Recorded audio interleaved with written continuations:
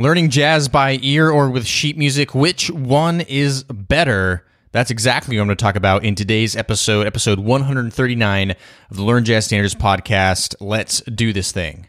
Welcome to the LJS podcast, where you get weekly jazz tips, interviews, stories, and advice for becoming a better jazz musician. And now your host. He's a jazz musician, author, and entrepreneur, Brent Vaartstra. All right. Hey, what's up, everybody? My name is Brent. I am the jazz musician behind the website, learnjazzstandards.com, which is a blog, a podcast, and videos all geared towards helping you become a better jazz musician. I am excited, as I always am, to come at you with another episode to just lay down some value to help you become a better jazz musician. And you are in the right place if you want to become a better jazz musician, if you just want to learn what to practice, if you want to learn some music theory, if you want to get some motivation. That's everything that I do on this podcast, and I enjoy doing it because I enjoy teaching, I enjoy sharing my knowledge with others, and I enjoy having guests on this show to do that as well. And on this episode 139, I'm going to do a little solo episode today. And I'm going to be talking about something that I've talked about before on Learn Jazz Standards, but not necessarily dedicated a whole episode on this podcast. And the question is it better to learn jazz music, the language of jazz, by ear, or is it better to do it by sheet music? Or is one wrong and is one more acceptable? Is one incorrect? How does that work? And we're going to dig into that question today because I think it's important. You're going to learn why I think it's important. You're going to learn why I think things aren't quite so black and white per se. But I'm going to explain to you the answer to my question, and I think it's going to be very helpful to clarify this. And maybe if you've been listening to this podcast for a while, you probably already have an idea of what my answer to this question is. If you've been following other mediums on Learn Jazz Standards, like the blog or our videos on YouTube, you probably have heard me talk about this before, and you know what I'm going to say. But make sure you dig in to this episode because I'm going to go over those reasons in depth, and this is always good for repeating. So we'll be talking about that in a second. But hey, before we jump into the episode, if you've been listening to this for a while, if you've been listening to this podcast for a while, and you've never actually subscribed to it on iTunes or wherever you listen to your podcast episodes, make sure you do that. Subscribe to the show. I don't want you to miss anything that's going on. So click that subscribe button, and that will have you locked in with us here. All right, without further ado, let's jump into today's episode.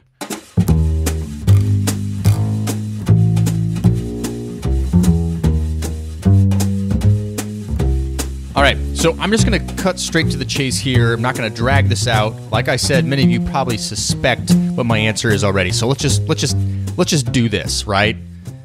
I think that learning jazz by ear, I'm not going to speak to all styles of music, but jazz specifically, I think you should learn by ear to start with. Okay? I think that the first approach should be learning by ear, and I have a lot of reasons for this. In fact, I do have 3 specific reasons that I'll go in to depth with today, but I do believe that learning jazz by ear is the best way. It's better than learning it from sheet music. Better than learning it from sheet music.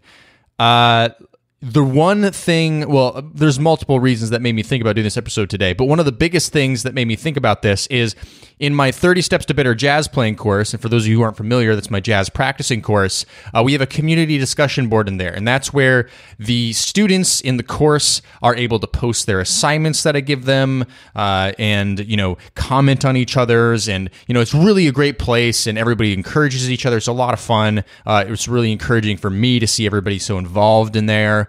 And one thing I sometimes do at the end of the lessons is I'll say, hey, post your big win for this practice session in the community discussion board. And so I do see patterns of what people post as their big wins. Everybody has different ones because everybody's coming from a different experience.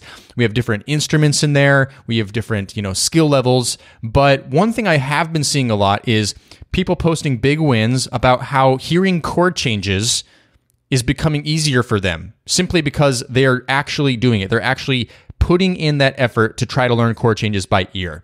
So chord changes, hearing chords, hearing chord progressions, that tends to be the harder one for people. Learning melodies by ear, learning solos or licks by ear, that tends to be, depending on the difficulty of those, that tends to be the easiest one to enter into if you're not used to learning things by ear. But chords and chord progressions is a little bit harder. But I'm hearing from a lot of my students saying, you know what? I've been doing this, I've been trying it, and I'm getting better. And a big win for me today was I was able to hear the chord progressions to this song. Like, I knew what the chords were.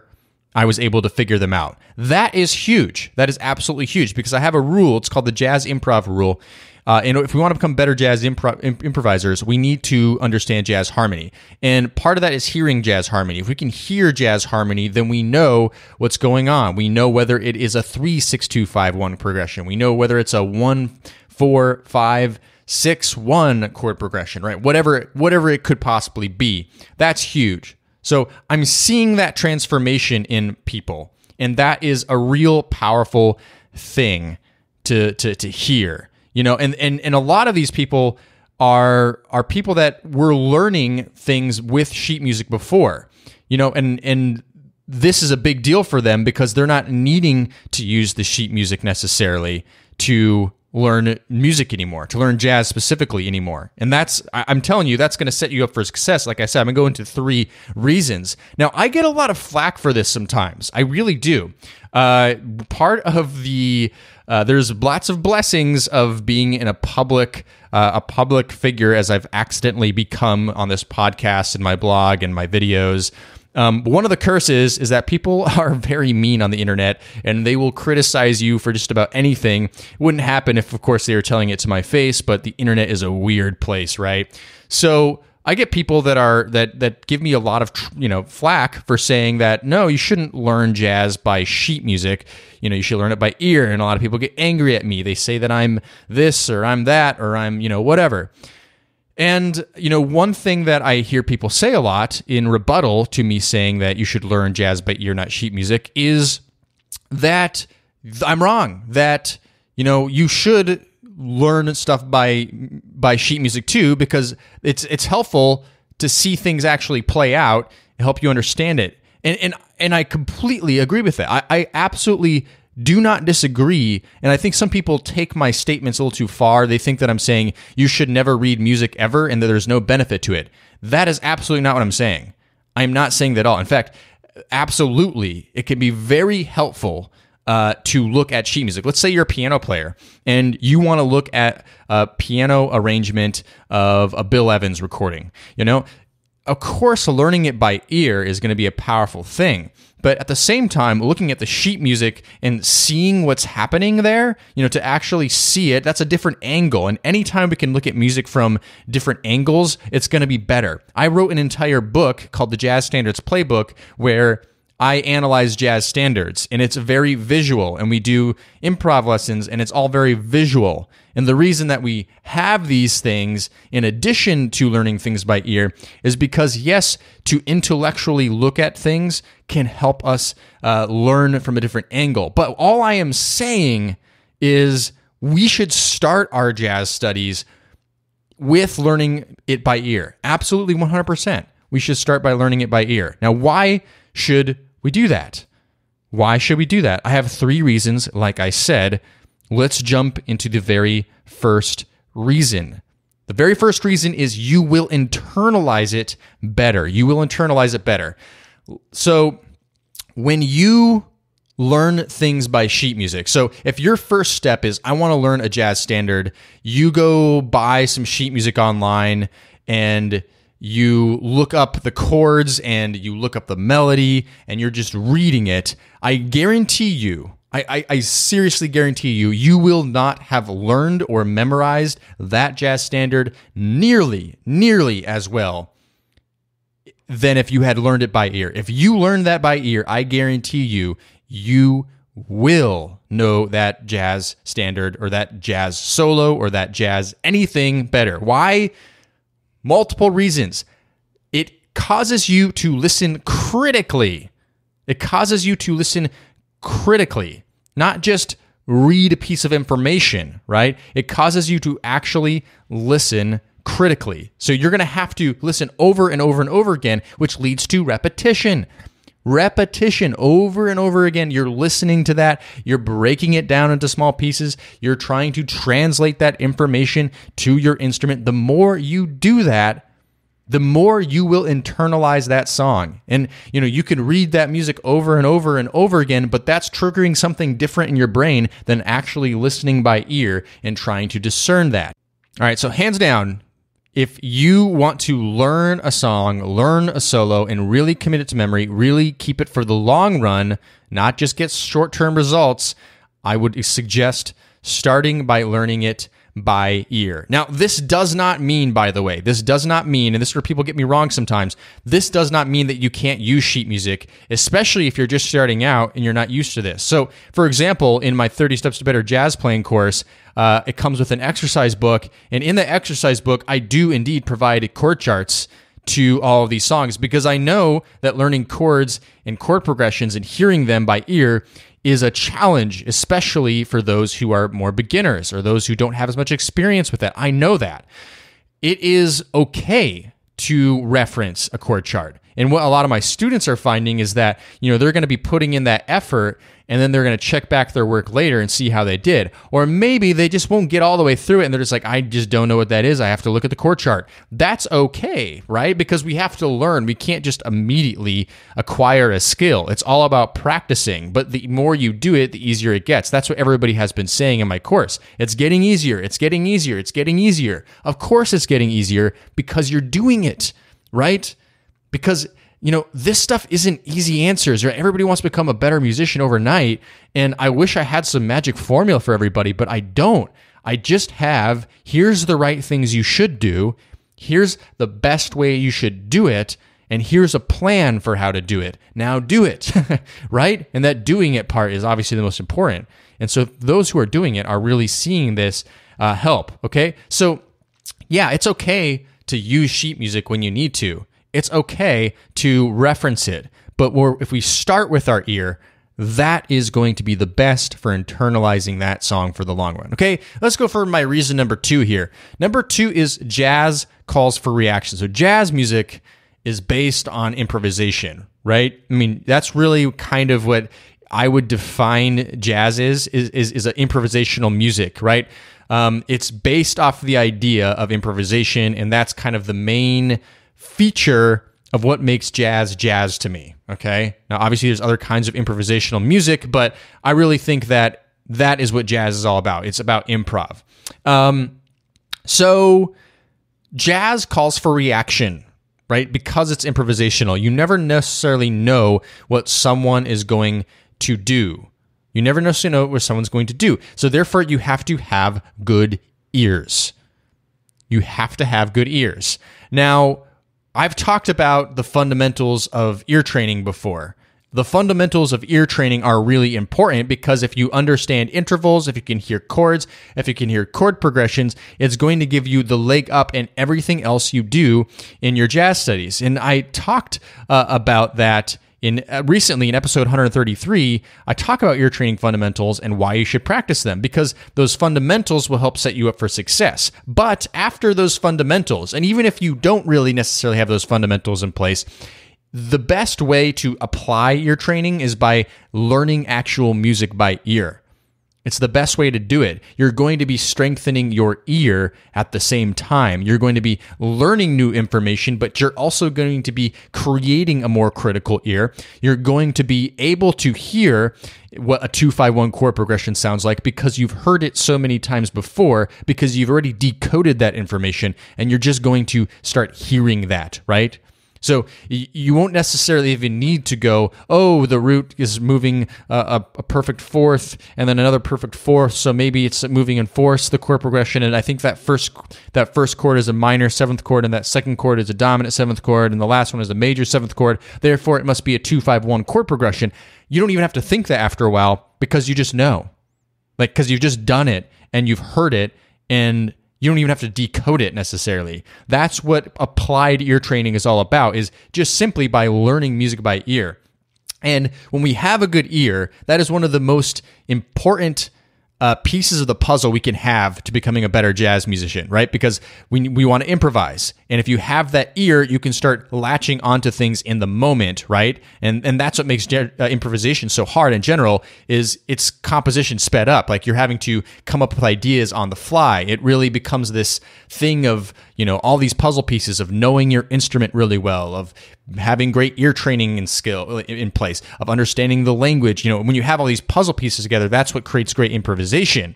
But we can't do that if we're not actually training our ear, if we're not actually applying our ear training. So if you are learning jazz solos by ear rather than reading them out of, the Omni book, if you are learning jazz standards, the melodies, and if you can, the chords by ear, you are going to be training your ear, and you are going to be working on the most valuable asset you have for becoming a better improviser. Hands down, right? Hands down. So jazz calls for reaction, right? If someone plays something, like the piano player plays an altered chord, you can start outlining that altered chord in your solo because you can hear it. Or vice versa. If you are a piano player or a guitar player and you hear the saxophone player playing something that sounds like the sharp 11 on that dominant 7th chord, if you want, you can play that as well.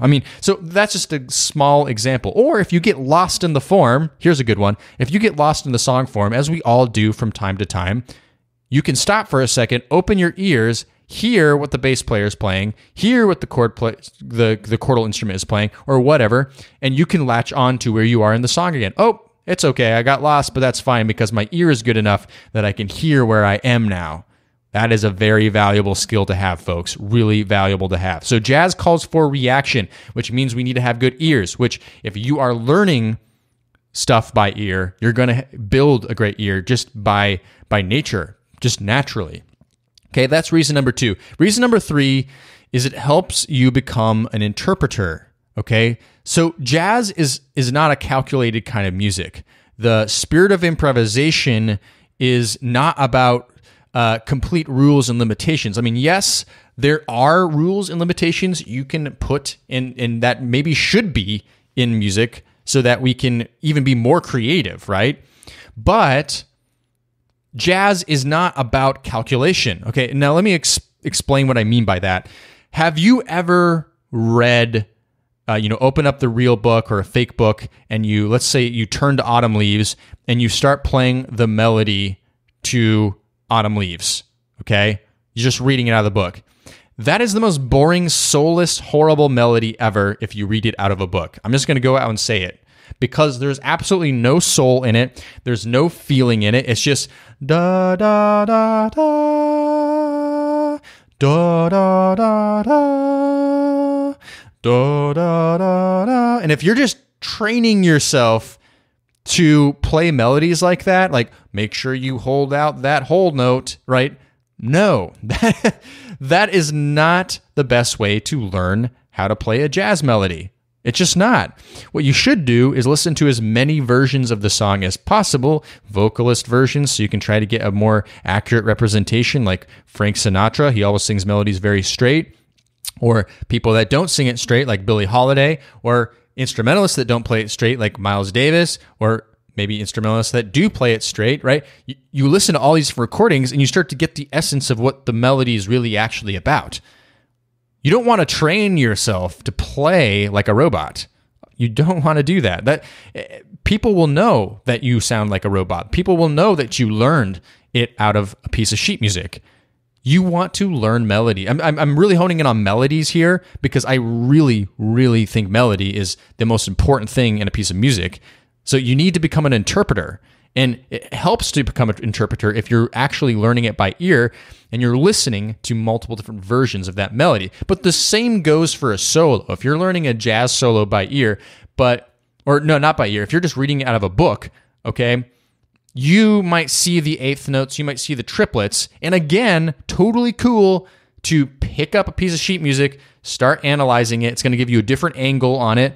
But if that's where you start and you don't start with it by ear, you're really missing all those little details that sheet music just cannot provide for you. All the little details about how to express and how to play that music and how the particular musician phrased that. Because you can listen to the same musician play the same piece of music and it's going to sound completely different when it comes to jazz, right? Because that's what jazz is all about. It's all about becoming an interpreter. So you don't want to sound like that. So you want to make sure that you're learning this stuff first and foremost by ear. So really quick, just a recap of all those 3 reasons. Number 1, you're going to internalize that music better. Number 2, jazz calls for reaction. You're going to build the ear training skills. Number 3, it helps to become an interpreter, right? We don't want to sound like a robot. Those are all really good reasons why you should learn jazz by ear and not sheet music. One more time, I'll reiterate for all the haters out there. I'm not saying you should throw away your sheet music. I'm not saying that you shouldn't ever look at it. I'm saying that you should start with the ear and then go ahead and start looking at sheet music. It can be really helpful. As a guitar player, sometimes seeing something creates an aha moment, right? But those are short-term things like, oh, cool, I can play that cool chord shape, that cool chord voicing, and I didn't know that chord voicing before, and now that kind of makes me intellectually think about some things differently. Great. There's a time and a place for that, but the long-term results, the long-term big picture stuff comes from learning it by ear. Okay? That is my opinion for sure on this stuff. So I just wanted to voice that to you. I wanted to give you my reasons. And I'm also interested in hearing your opinions too. So you can go to the show notes today. Let me know what you think about all this. I'd be happy to hear from you. I'm also open to criticism too. Don't be afraid to criticize me. I'm fine with it. I've done this internet thing for a long time. I can stomach it. I can definitely stomach it. All right. So that is all for today. A short but sweet episode to leave you with. I want to encourage you, if you are not used to learning music by ear, or jazz music by ear specifically here today, I want you to challenge you to do that this week. Pick one thing, whether it's a lick, whether it's a solo, whether it's 32 bars, whether it's 12 bars, whether it's the melody of a jazz standard, whether it's the chords to a jazz standard. I want you to try learning it by ear first. See what happens. See what happens when you do that. And I'm not saying it's going to be easy all the time. I mean, some of my students in 30 Steps to Better Jazz Playing, they'll tell you that sometimes it's not easy. But the results, the long-term results, are what really, really make all the difference.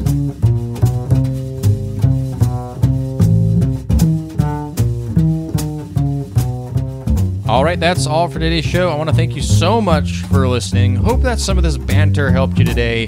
I hope that you'll challenge yourself to learn something by ear this week. All right, so if you listen to some of what I've talked about today and you really want a practice plan, you want a step-by-step process, you want to be learning stuff by ear with the ability to actually accomplish a goal, then I want to suggest to you my 30 Steps to Better Jazz Playing course. You can find that at 30stepstobetterjazzplaying.com. Highly recommend it. Lots of value, lots of results happening with students in that course. So 30stepstobetterjazzplaying.com. Now, as I always ask, if you got value out of this podcast episode, don't hesitate to leave a rating and review. It's a free way to give back to this show, just to let everybody know that this is a podcast worth listening to. And I do read every single one of those, and I really do appreciate all of those. So head to iTunes, favorite podcast listening service, leave a rating and review. All right, next week, as always, we'll be coming out with another episode. I will see you back then. Thanks for listening to the LJS podcast, brought to you by LearnJazzStandards.com. Subscribe to the series on iTunes, and don't forget to join our jazz community at LearnJazzStandards.com/newsletter.